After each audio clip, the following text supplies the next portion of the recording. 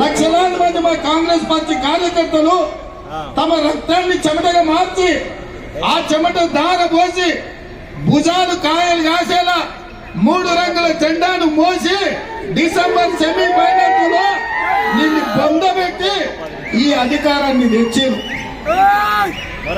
దిగమంటే దిగనికే ఈడెవడు అల్లా తప్పగాడు లేడు కేసీఆర్.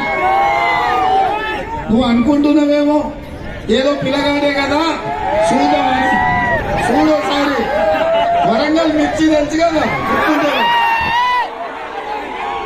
అప్పుడు కానీ అర్థం కాదు. ఓసారి చూస్తే తెలుస్తుంది నీకేందో కథ.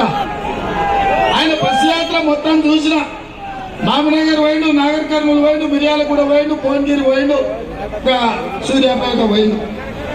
ఆయన వ్యవహారం చూస్తే వెనకటికి ఎవడో తిక్కలోడు తిరునాళ్ళకు పోతానంట, వానికి ఎక్కడికే దిగదిక్కనే సరిపోయిందంట. చూసి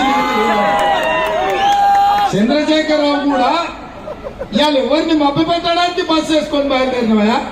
10 ఏళ్ళు నువ్వే కదా ఉన్నది. నీ దుర్మార్గానికే కదా తెలంగాణ బలైపోయింది.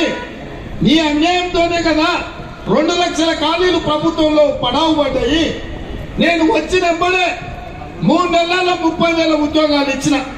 ఎవడైనా తలమాసిన వాడు యాడిచ్చిన అంటాడో కానీ ఎల్బీ స్టేడియం కు 30,000 మంది నిరుద్యోగులనే కాదు వాళ్ళ తల్లిదండ్రులను పిలిచి వాళ్ళ కళ్ళల్లో ఆనందం చూసి వాళ్ళకి నియామక పత్రాలు నేనే స్వయంగా చేతికిచ్చిన. నేను వచ్చిన 48 గంటల్లోనే మా ఆడబిడ్డల కళ్ళల్లో ఆనందం చూడాలని ఆర్టీసీ బస్సులో ఉచిత ప్రయాణం కల్పిస్తే ఇవాళకి దాదాపు